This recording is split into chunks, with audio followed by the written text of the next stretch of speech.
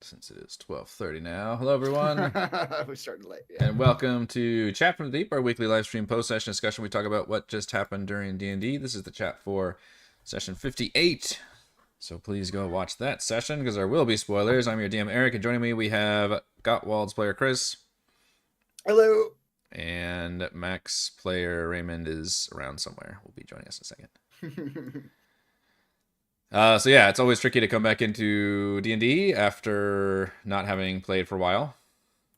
But thankfully, we had a kind of transition to a new area, and I think that kind of helped not be too confused, even though we're in the middle of a giant dungeon still.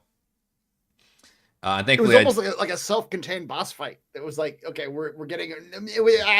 You can talk about this, but yeah, like I'm not sure if it was always gonna be a boss fight or if we could have talked our way out of it. It seemed like it was gonna be really tricky if we even tried. But yeah, that was the idea. Yeah, so I had it set up as a boss fight, but I did have it in there that hey, if the party really has, it's one of those things where I just put a problem out there and it's up to you guys to solve it. And one of the ways you can solve it is by fighting. So there wasn't any specific like puzzle or something to get this done, but and it would have been really tricky because essentially first Mac had to talk down the ghost from just being hostile initially and just be like, hey, it's okay, which he did. Yeah. And then you have to try to get close to the shrine, or try to convince the ghost to like, hey, let me trade, or try to basically get the. So that there's like multiple steps you had to do. First, you had to like not have the ghost just completely turn hostile on you. Then you have to try and convince it that like, hey, I need that brain, or I need to trade that brain or something. I did try. You did try, but you tried. You tried hard. Right. It was always going to be a persuasion check on that one for sure. And it was going to be a tricky one because the idea is the ghost was like, you can convince the ghost, like, okay, you're here to like donate or whatever to the shrine. And that's all the ghost really cares about. But it would not ever be cool with you just taking from the shrine. At best, if you succeed on a very challenging, like DC 20 persuasion check, then it would allow you to maybe swap, what you already had picked up on, it would allow you to swap a magic item. But you ended up failing that persuasion check. And then at the same time, Gottwald appears in that room, which puts the ghost basically back on like the, not necessarily the hostile meter, but like back over that bar of like, hey, I'm getting upset now, basically. And then use that opportunity to kind of, to try and go in there. So I appreciate you guys tried to work something out, but yeah, you were on the cusp of basically triggering. We needed like a high charisma rogue or bard to be right. The person that I didn't want to pigeonhole into this like forcing a boss fight necessarily, but it was definitely set up to be that way. And there could have been through some very challenging out of combat steps and planning to try and get through this without a boss fight, basically. Yeah. And in fact, at the very best, you might have even been able to like, I thought of the solution like, okay, maybe somebody like does some kind of Indiana Jones sleight of hand and like creates a minor illusion of the brain there, or does some kind of shenanigans like that while somebody else is trying. But it would have required like a multi-party, like everybody figuring this out, planning it, whatever. And that's a very challenging thing to pull off. Well, at some point, Heather suggested, and I was like, "That's a good idea. Like, can we kill the brain without them even noticing that we've done anything to the shrine? Like leave the jar alone, right?" But I'm not sure how we would have pulled that off either. So possibly if you had just gotten Savra close to it and then managed to just distract the ghost in other ways, something that could have been a solution, for example. But then maybe the ghost would have turned hostile if you didn't have some way of like, because the brain would have like disintegrated and everything, and it would have maybe it would have turned hostile there. Like so, I would have played it by ear from there. But I had it set up where it was going to be this boss fight, so I changed it. Initially, there's just a bunch of kind of generic minions in this room. I think there's a giant shark in this room, actually, which didn't make any sense to me, judging by all the hallways and shit. So it was just kind of guarded by the Kraken Society. But then, and this ghost was in the dolphin room nearby, and it was set up to be like the guardian of the shrine and everything. So I was like, well, I really like the idea of this ghost guardian. So let's put that in the shrine room. And it had the one statue on the map in that other room down there is how it's written, because it's the Eidolon stat block is this unique go. It only has that one ability. Excuse me, by the way, it doesn't actually attack. Its only ability is to do that AoE fear. And then as part of its movement, it can move into inanimate statues and turn them into sacred statues and pilot them, which I think is a really cool That kind is of neat, unique thing for a creature to do. But I thought it'd be more interesting to do like kind of a video game boss fight thing of like, okay, but there's like multiple Guardian. statues, so it's gonna like Yeah. pop into multiple statues and you have to fight those things. And the pain in the ass, as you figured out, was like you have to kill the statues, but then the ghost just pops back out and it's still got its full. It's still full. Yeah. Yeah. Which, by the way, I'll go ahead and reveal each statue had about 100 hit points, and the ghost had about 100 hit points. Okay. So Wow. whenever it triggered that attack of opportunity, you did like 50 damage to it or something, the two of you together, because Gottwald did like 40 damage with that reaction hit. That took half its health down as it entered the other statue. Yeah. So you took out 200 hit point worth of statues and then 100 hit point worth of ghost right there. And really, I don't think it actually did too much, because even though it's pretty bulky, it's just kind of a big. And I did reduce. So the initial sacred statue stat block is ridiculously powerful. So I reduced its stats and then used multiples of it. Oh, okay. So I kind of reduced it to just kind of a stone golem, I guess, at that point, whatever that equivalent is. But yeah, the freaking oops, I need to be on Do Not Disturb. Demnix is posting things in the Discord. Nice. Because it initially, I think the zombies formed a wall, so it was just attacked its way through the wall, and then Toro was able to just keep it at bay, blasting it, and then I think Gottwald then grappled the second one and kept it down. So I don't actually think it was able to do. I think its most effective thing, ironically, was the ghost just fearing people, and the brain's reaction shot of doing its intelligence blast also was a pain in the ass for you guys, because that was a pain in the ass. You had to deal with both of those, which technically you could have. Go ahead. I was going to say, out of the Eidolon, the statue pit was not too much of a threat. It was really just the fear thing. The fear thing, was the main. Which is hit by it. Yeah, it's a nasty effect. It does at least have the thing where it's like, hey, even though it can keep doing it, once you make the save, you're immune to it. But I do feel bad that you guys get like stun locked, basically, which is why I'm like, all right, there's got to be a mercy rule after a certain amount of turns. Like it goes down. Yeah. Something like that. Yeah. Because also, that's what I was wondering. Like at some point, just logistically, you're not going to know where the enemy is anymore. So how are you running? Like, is the logic that you're just running in a blind direction, just continuously? Yeah.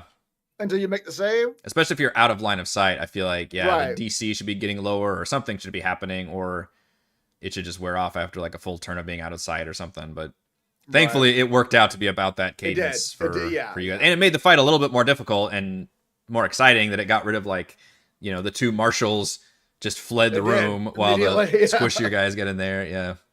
Yep. But the zombies helped absorb the blow.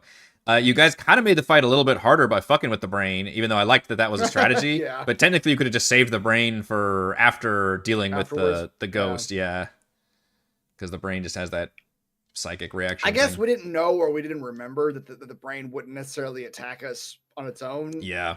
I know. I confused myself. So I'm like, wait a minute. When did the brain go? I was like, oh, that's right. I don't actually treat the brain as a creature. It just reacts. I mean, it has AC, it has hit points, but yeah, I basically turned its like Mind Blast attack into a reaction that it can do, and it doesn't actually have any actions or movement or any other abilities. That makes sense. So I tried to gauge the fact like, okay, it kind of wants to do it about once a round or so. Mm-hmm. Yeah, Borges hit every single fight, I think. Borges never misses. Already got pretty lucky; it didn't get many hits in. I know it. Well, I did reduce the statue's damage, James, from what it initially does, because it's fucking weird. It's like the most damaging creature in the game for some reason. But I reduced it a lot to where it was. Let's see, what did it do? I reduced it to 3d8 plus 6. Okay. It's a lot higher than that initially. It's a lot higher than that. Yeah.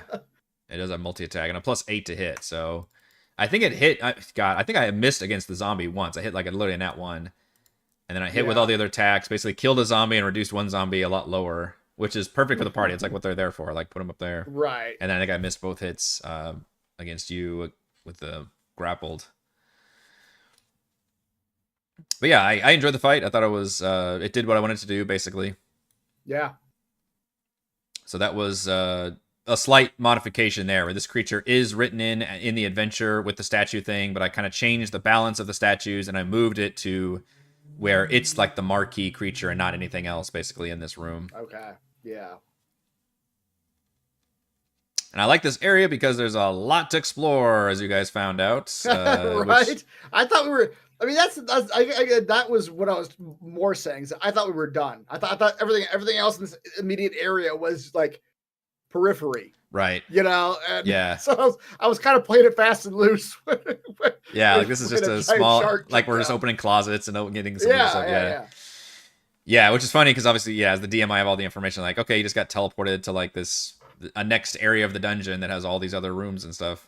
Mhm. But I like the way that you were just really willy nilly after that, and just like, yep, I see this. It's a pit. I'm gonna swim down, grab all these things, come I'm up. gonna grab them. Yep, let's grab them. So I can go ahead and reveal. I changed a little bit about this sequence as well. This is initially it is a puzzle, but it's also for some reason a huge complex trap, which I don't mind big complex traps. Complex meaning like roll initiative, and this happens in initiative 20, this happens in initiative 10, like death trap style stuff. Yeah. But I didn't like it being in the same room that a puzzle is, so I just got rid of the trap, kept the puzzle. I think I changed a little bit about how the puzzle works, but it's essentially the same with the figurine in the spots. And then I made it to where there's a penalty where if you grab the wrong figurines, that triggers a trap-like effect. Right. Which I initially was going to have like, oh, if you take the shark, then a giant shark appears and you have to fight the giant shark. But man, I'm really leaning towards a lot of these penalties is like not summoning creatures, but just having the creature's attack go off as a trap-like effect. Okay, yeah. Which gets to me, that's what I want from the fight. But we don't have to spend time on a big fight. The creature gets to attack once, and, yes. Then we're done. Yes. So literally, what happened is you got hit by a giant shark bite attack. Oh, okay. I didn't realize that was okay. That was straight. Nice. It was like the +9 to hit whatever, and the whatever damage it does. That was like a giant shark. That was just coming out. Okay. So that was my solving of that problem. And then the turtle just did the whirlpool effect, which I forgot where I actually got the damage and stuff for that.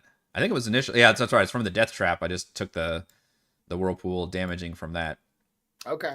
So the puzzle is that the sea creatures are all in the room that Toril explored. Oh, which is why you gave Toril the Which is information. why he had the information. Yeah.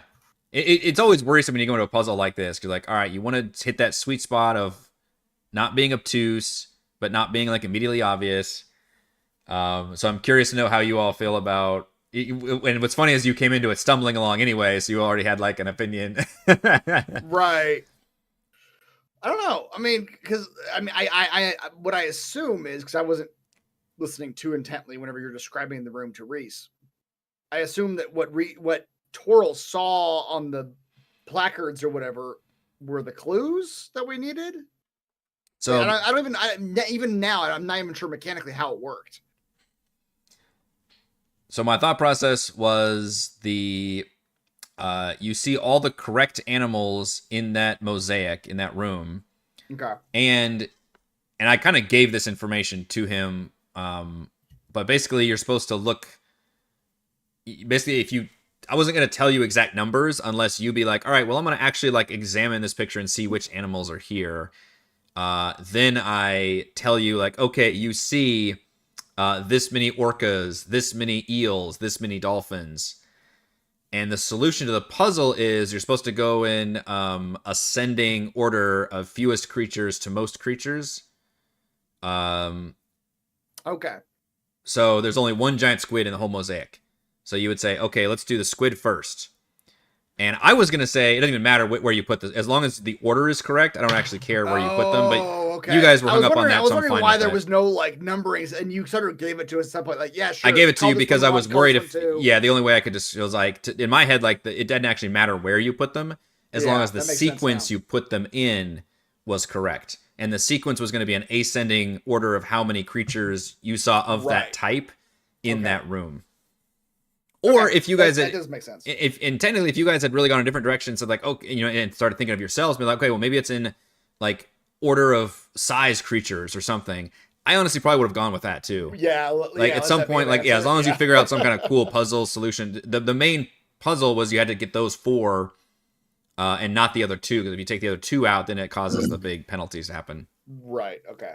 And I was okay with making it a little bit of a tricky puzzle because it's not a a main door. This is a complete side treasure thing. Sure. Right? I mean, you hate to have the players like walk away and be like, oh, well, fuck this puzzle, because you feel bad about that. But this is technically an optional like side treasure room. Yeah. Or if you're a video game, you just be searching the wiki for the solution after you get hit by everything at once. Like, all right, what's fucking going on here? How did I screw this up? Quick load. Yeah, I think that's fine. I mean, there's what I almost thought it was at first was more like the Tomb of Annihilation. There were some rooms in Tomb of Annihilation where like there was maybe a benefit in the room, but it was mostly just a bad trap, like the fountain or the mummy. It's like maybe there's something positive in here, but it's mostly just a bad thing in this room. Yeah. That if you fuck with it, a bad thing will happen to you. Right. Like, oh, I just stumbled into a bad room. We should get out of here. Yeah. Yeah, and that could have been the case. You could have seen that pit, and the figurines had the bad thing happen, and then swum back out. But I think it was that Savra that was like, go open that door or something. Yeah, no, or maybe you did. I forget. But yeah, once you open that and you see the 4 spots, then maybe you're like, okay, there's something going on here. Exactly. So I did kind of like the way that the puzzle kind of unfolded that. But I was fascinated by the fact that you opened this door and started fucking around with this before ever getting into this room, which is why as a DM I was kind of like, which I try to do this anyway when players are doing one thing, other players are doing nothing. I was like, hey, the rest of you, do you want to explore around to different rooms and see what's going on? And I don't know if Reese picked up on that. Yeah. He was like, Cheryl opened this door and he happened to find the door where it's like, oh, this is the puzzle clue room. Yeah. And you open, which literally has like all those creatures around that can tell you. Yeah. Because I do feel bad when you're like, there's nothing in this room that tells me. I was like, no, there's not in. And I tried to say, like, in this room, you don't see any clues. In this room. Yeah. If only there were other rooms that you could explore. Like, no, if only it's there not was in this room. A room next to this one. 10 feet away. It's not the other side of the dungeon. It's literally the room next door. Yeah. But it's just the sequence of events. But then it was also funny that like almost at the same time, Reese was opening that door and going like, well, we shouldn't be in here, and closing the door. I know. So it was like, I thought for a second, I was like, oh crap, we're not getting anything here. But then he started picking up on it as I think Heather was grabbing some of the things, and he's like, hey, so a little bit of that. And once he started doing that, and they started, at some point in the process, I whispered to him and be like, hey, you saw the exact number of creatures. So all I whispered to him was like, you see, in addition to all the fish, you saw 2 orcas, like 4 eels, 3, I gave him like the numbers. Sure, and that's all I gave him. And then he intuited, hey, let's go with the giant squid first. So I appreciated that it worked out from there. Yeah. It worked out in the end. It worked out in the end, yep. Yeah. Yep. And then, so actually, you guys ended up exploring 1, 2, 3, 4, 5, 6 rooms in this dungeon so far. Okay. Right? 1, 2, 3, 4. Yeah, 6. We include that empty armory that Mac found. I did not include the door that you just recently opened with the water elementals down there. So we'll get some exciting stuff for next time. Yeah. I also love that the brain points you in a direction that's not immediately obvious to go in that direction. It's just southeast. Oh, right. Yeah. And in other words, there's no direct path right now to go southeast, but there's multiple paths that lead in multiple directions. Which is kind of why I went northwest first. Going the opposite direction. Generally northeast. Yeah. Yeah, that's fair. Might as well look at these rooms first. Yeah. Yeah, exactly. I'm not sure which of these 3 paths will take us where we need to go, but I figure, they're all probably good paths to go down. Mm-hmm. Yeah, I think we might have put that candle inside of a zombie head. I kind of like that idea. Yeah, that's pretty good. Just one zombie has got a jack-o'-lantern head. Mm-hmm. Zombies don't need brains to exist, right? You can carve their brains out and put a candle there. I think so. Although, I don't know, because like Walking Dead rules. If you kill the brain, they kill the zombie. Yeah, actually the brain, which actually a lot of zombie fiction is like that, right? Headshotting the zombie is what downs it. Yeah, so actually it's like the one thing you can't get rid of. So it's better to carve out like the chest cavity. The chest, yeah. Keep the brain intact. You need more of a skeleton in that scenario, like a skeleton with an empty skull that you can put the light. That'd look pretty gnarly. Anything else about this stuff. I can't talk about too much else, I guess. What are we gonna do with a candle? Yeah, we're gonna put it in a head of a zombie skull. That's what we're gonna do. Yeah, because you guys haven't gone up these stairs yet. 60, 12 plus 4. What even is that? It's fucking crazy. 6 times 12. I don't think there's anything that does that much damage. That's an average of 40 damage per hit. And it does that twice. That's pretty bad. That's insane. Pretty bad. Like, there's nothing in that CR that can do nearly that much damage. Yeah. Also, I think the original stat block has twice the hit points. Really? Yeah. Now, the idea is it's supposed to only have one statue there, and it just inhabits that one statue. But still, that's crazy. So, yeah, I thought it'd be more interesting to have a multi-statue fight. Yep. All right, I think that'll do it for this week's session of Chat from the Deep. Thank you to Raymond and Chris and all the fans for watching, and we will see you next week. We're back on Doing Once a Week. We're back in the new year.